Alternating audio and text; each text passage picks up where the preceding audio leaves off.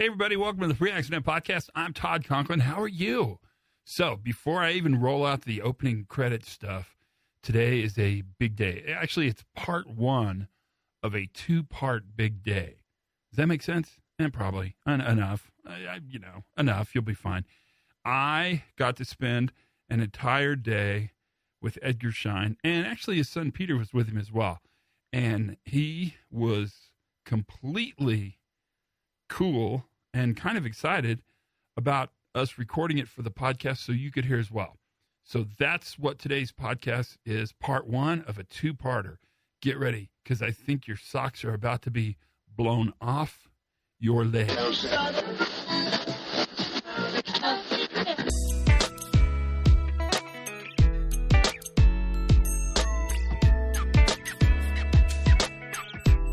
Everybody, Todd Conklin, Pre-Accident Podcast, Investigate. What is this called? What are we? You'd think after 500 of these, you'd know what to call it. Pre-Accident Investigation Podcast. That's it. I can't do it. I cannot do it. So you're about to enjoy the fabulous twinings of Edgar Schein. Get ready, pumpkins. It's good. It's really good. It's just such a treat to be with him and to hear him talk. One of my favorite, I think I've talked about this before on the podcast, but one of my very favorite things to do is be with these academics as they enter the twilight of their careers. And is that a nice way to say that? Yeah, that's probably the best way. Because they've boiled away so much of the academic crap. So I don't know if you know, do you know the old joke about universities?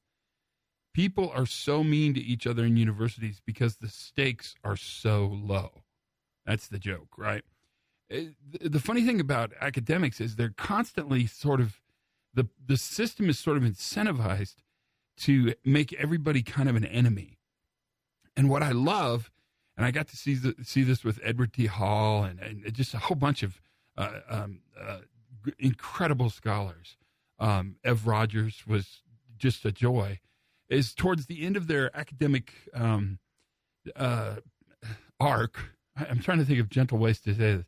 As they enter the next phase of their career and life, their thinking becomes so much more clear because they've sort of spent their entire career boiling their ideas down to these really quite remarkable statements. Like Edward T. Hall said, "If you want to understand another culture, make a friend." I mean, that's an amazing, if you think about that, my life's work ended up on that phrase. That's a pretty cool phrase to end with. Ev Rogers was completely convinced at every level that communicating with one another was part of a larger system that involved really the whole person. And so we didn't communicate just in language, but we communicated in this entire package. And Edgar Schein has really boiled his thinking around organizations, culture, and safety to a great extent to two words. I'm not going to tell you what those two words are because you'll get to hear them.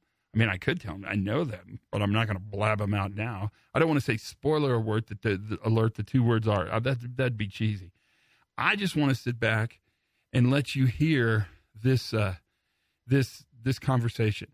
Now, we're together with the folks at Chevron, and it was so sweet of them to invite a bunch of us to come see this.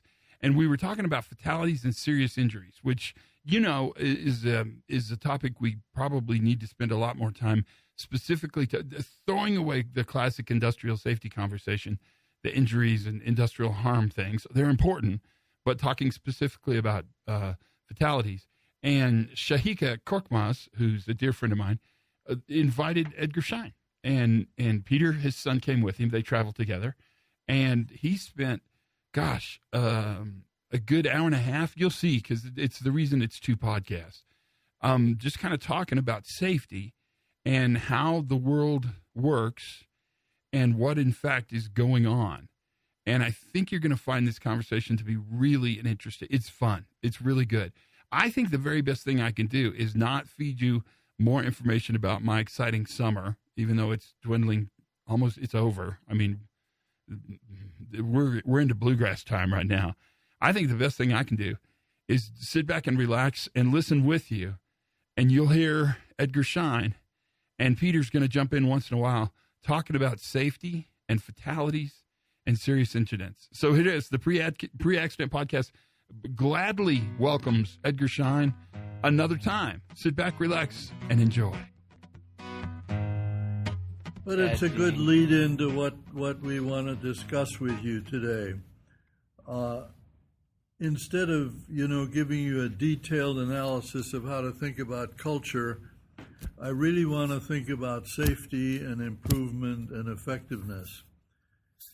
My interest in this goes way back to the earliest organization development work, as some of you may or may not remember, was done in the oil industry. Exxon and SOChem and those companies they put a lot of resources into their own improvement projects. They funded a lot of the management T groups that were operating in those days. Is Blake Mouton a name that still rings anywhere? They had a whole program that the oil companies were using for self-development. So it's interesting that is not a common name anymore to you, because at one time it was the thing to do. A self-administering 1-week workshop that would work its way through all the layers of the company. And so anyway, it started there, and then as I started to be a consultant with Digital Equipment Corporation, they didn't really have a safety problem, but they had effectiveness problems. And at the same time with Ciba-Geigy, at that time a big chemical conglomerate that then became pharmaceutical and is today Novartis. They clearly had safety issues, particularly with drugs. They produced thalidomide, the drug that produced all these unfortunate birth problems. So that's a very extreme form of a safety issue when you have a product that produces something very undesirable and unwarranted. And then I got involved with Con Edison as a consultant for over 15 years. And that's where I've learned the most, because when you look at a program like this as an outsider and don't look at a cross-section, okay, what are they doing right now? What is the current program?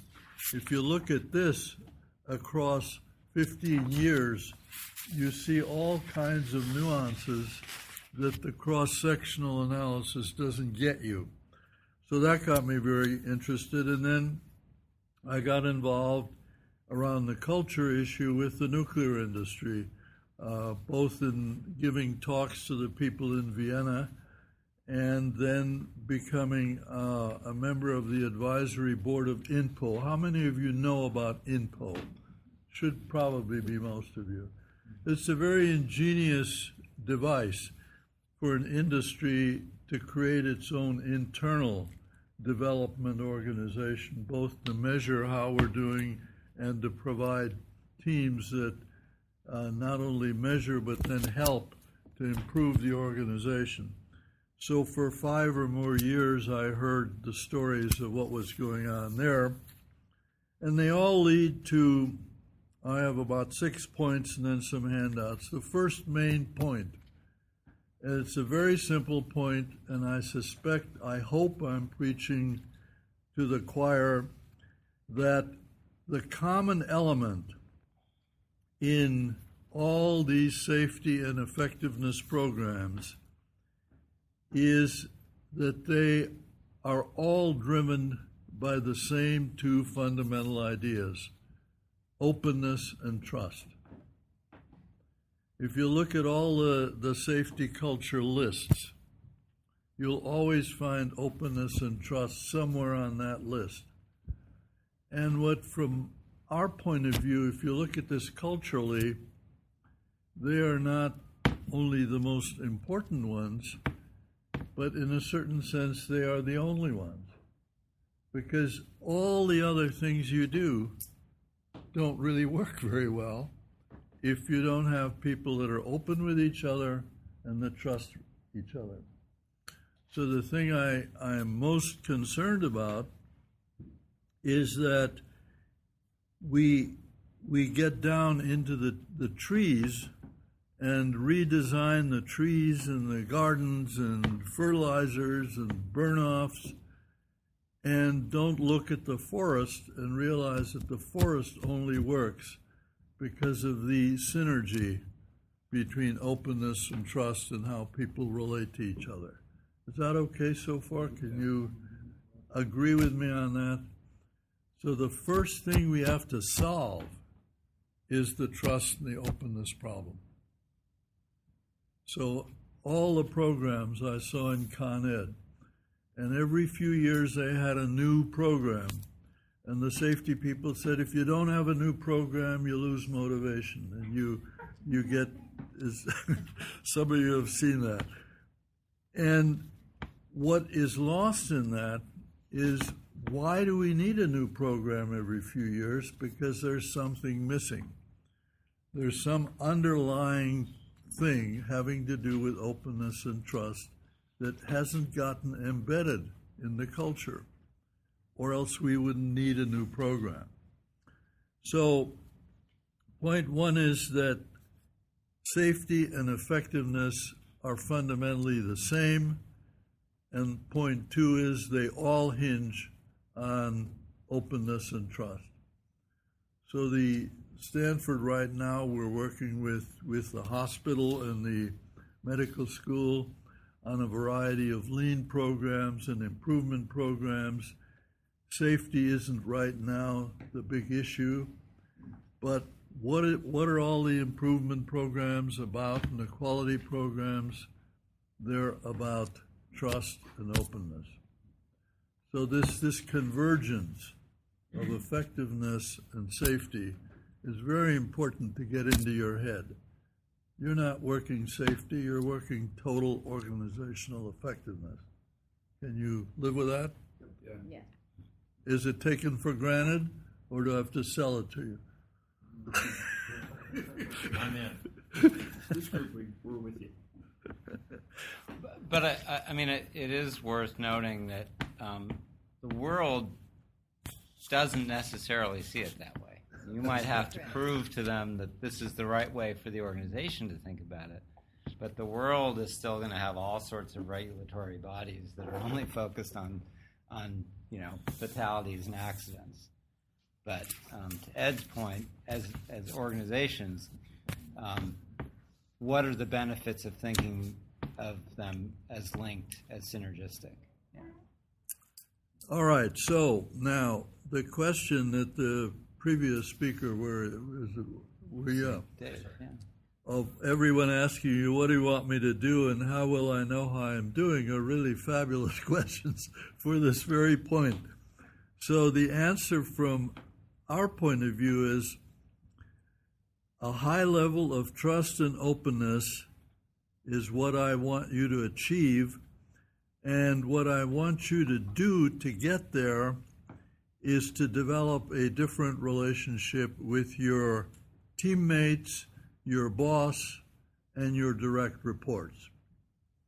All your human contacts have to go from something that in our books we introduce as level 1, 2, or 3 kind of relationship, where I guess we'll give you this first handout to explain what we mean by a level 2 relationship, that you can't have trust and openness if you don't have the right kind of human relationship, particularly with your direct reports.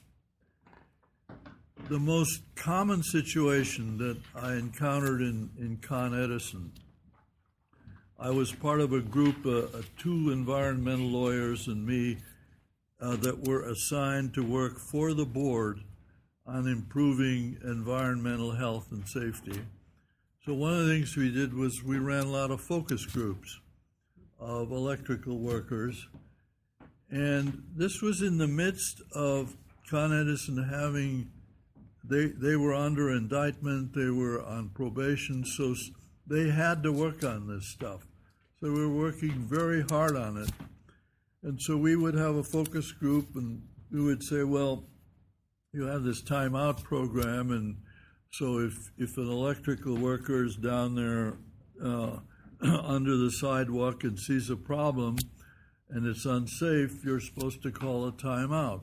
Sure. Does it work? Well, most of the time it works, but there are some problems. Well, what's the problem? Well, one of the problems is I tried telling my boss about this wiring didn't look very safe, and I could tell that he was being polite, but he wasn't really listening. Something in that immediate relationship wasn't working. The boss wasn't listening, or he got annoyed with me because we were having too many timeouts, and his unit doesn't want to have more timeouts than the other units because they're measuring the hell out of the timeouts. So the measurement system under the transparency logic, which we're going to keep hammering is not the same as openness, under the transparency logic, that supervisor is disadvantaged by knowing that he's got more timeouts than some other groups, and he kind of leaks that to the employee to the point where the employee says, well, this doesn't look quite safe to me, but I'm not sure I ought to call yet another timeout. You might get mad at me. So openness gets undermined in the most subtle way, even in the midst of a program. Or maybe what the worker saw is a deeper problem, a fellow worker doing something unsafe, and it's clear that the rules are you should report that, and in the focus groups they would tell us, no way. You know, we're unionized, there is no way I'm going to report on a buddy. Just forget about it. That's not in the cards. Ain't going to happen. So again, what's the relationship between those two employees that would make them tolerate unsafe behavior because of another norm that's operating there? You never rat on a buddy, which is a very deep sort of a norm. So we've got to find a way to redefine the daily relationship between every boss and every direct report and every team member and the other team members. And the way we're doing that conceptually is to say the history of management has been way too focused on roles and role distance. That everyone has their job, they know what the job is, it's well described in the job description, and I'm your boss, my job is to supervise you, and I don't really want to get to know you. That might be uncomfortable. And yet getting to know you might be the only way to openness and trust. That's the big message, and it's a very difficult message because I think we're fighting all of management history. Management history is wedded to the idea of roles, role relations. You know your job, I know my job. Let's not get too personal here because then it might lead to nepotism. It might lead to other bad things. So what we're trying to describe in that handout is how level 2 differs from both a really negative relationship, what we call -1, or the traditional role-based management relationship that I think most companies just buy into willy-nilly, and not saying we want you to be intimate, and saying there is a level of knowing who you're working with relevant to the job that you're doing that you have to achieve if safety, effectiveness, openness, trust are your goal. And the reason for that is the work has gotten too complicated. You can't define roles so neatly anymore. back in the assembly line day, you could do that. But when you look at what, like General McChrystal's team of teams, when he says, when you're fighting that war in Afghanistan, you don't even know what the right roles are until you're out there. Or another better example even is we've done a lot of work with forestry department. When you're out there fighting these fires, the roles are constantly shifting. The work is constantly shifting. So what you really need to know is what's your buddy doing right now? And if the buddy is also my boss and we don't have a level 2 relationship, I don't know whether I can trust him, and he or she doesn't know whether they can tell me what's really going on. So we're pushing this concept, and it's a tricky one because it's so against management norms. Psychological distance is a good thing. You don't want to fraternize. You don't want to have to hurt your buddy and rat on him. And yet, the world is going into a set of tasks and structures and work situations where the roles are shifting and unclear, and even hierarchy is beginning to be unclear, how to manage hierarchy. So if we're heading into that world, I think we have a solid argument that you've got to somehow get to know your people at a deeper level than what is currently the normal management process. How do you react to that? Dr. Schein, you said transparency is not the same as openness. So in this situation, I think I'm going to use those words interchangeably, but they're not the same. Transparency is usually a management-directed set of numbers that we all should look at. We should make it clear what work we're doing and how we're measuring it. We're not going to hide the ball, right? We're going to share every metric. We might even share all of the, performance measures of every single employee because we're completely transparent. But that's as much of a weapon as it is. That doesn't even necessarily create openness. It might even. No, I think that It often works against it. Weaponizes information, because you end up with all of these sort of pathologies when you believe that is going to really deeply influence performance. It creates new ways of hiding the ball. Because it's oftentimes it's and again, this is mostly speaking out of Silicon Valley, where there have been tons of experiments of this kind of thing, the transparent organization. But it's a different philosophy, and it tends to be driven from the top down. We will be transparent, gets sort of cascaded down through the organization. That's quite different than openness, and we'll get into it more. Unless should we? No, I think let's push on with examples. I mean, the example I gave you of the electrical worker ending up saying, "There's no point telling my boss," that's a loss of openness. Openness is when every employee down in the trenches who sees something that ought to be attended to feels psychologically safe to go to somebody and say, "I'm a little worried this valve doesn't feel quite the same way, as it usually does."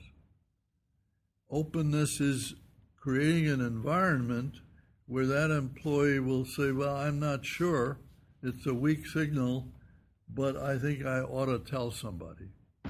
That's what's missing, isn't it? In most safety programs, that willingness of everyone to point to things that might be going wrong.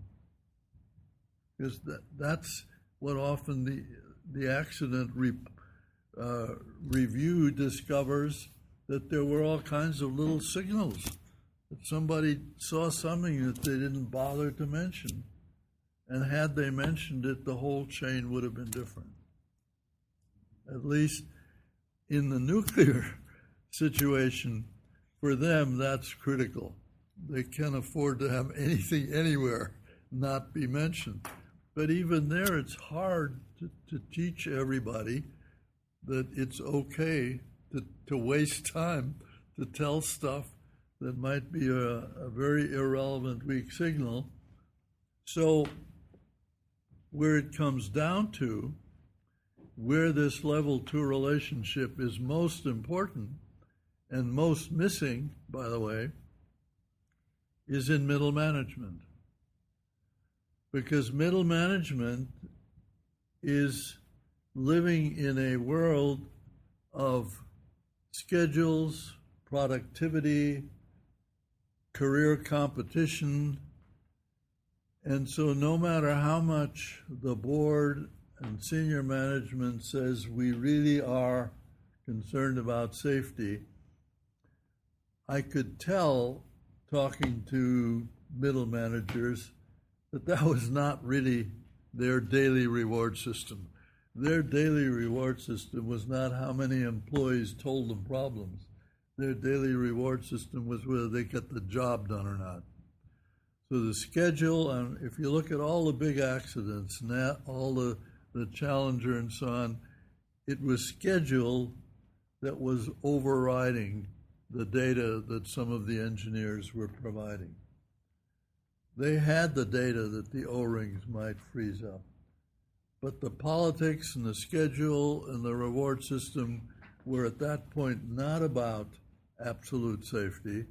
They were about, let's try it out anyway, because politically we'll run the risk. And the most terrifying thing I hear is when a hospital director or a senior executive says, well, you know, a few fatalities are just the price of doing business.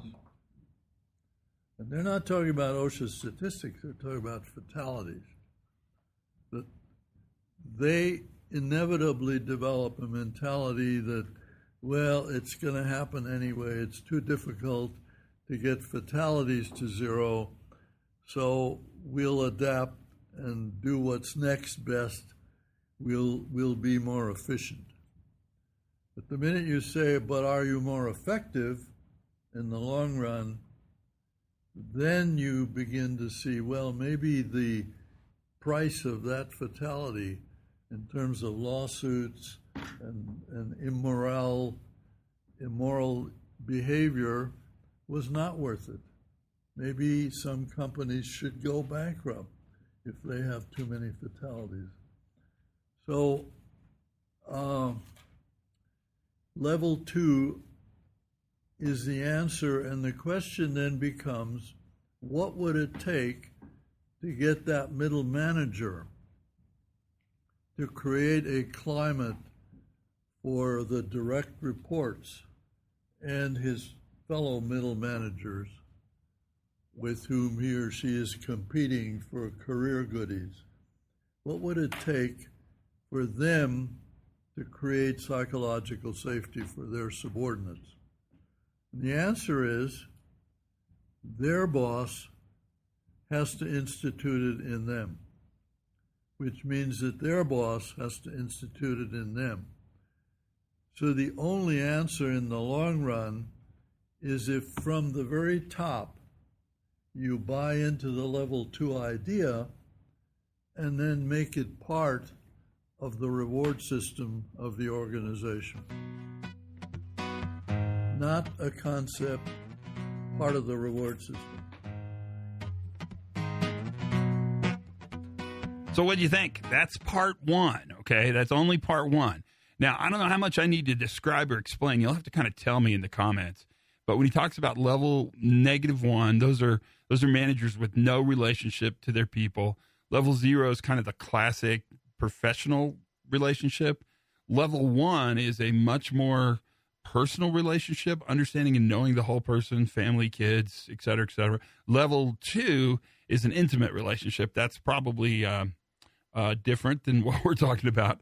So those are kind of the levels he sets up. What's interesting is how he's really talking about relationship building and how our classic sort of industrial age Frederick Taylorism understanding of relationship building has been very separate and very sterile, and how wrong that is, and how it impacts the ability to create really this idea of trust and confidence. And those are the big words. That's my word, but we can deal with it from there. That's part one. I bet you can't even wait for next week, and yet you'll have to. I know I'm a trickster. It sucks. That's it, you guys. Part one is over. Part two is coming up. This is it. Have as much fun as you possibly can. Learn something new every single day. I know you did today. And for goodness sakes, you guys, be safe.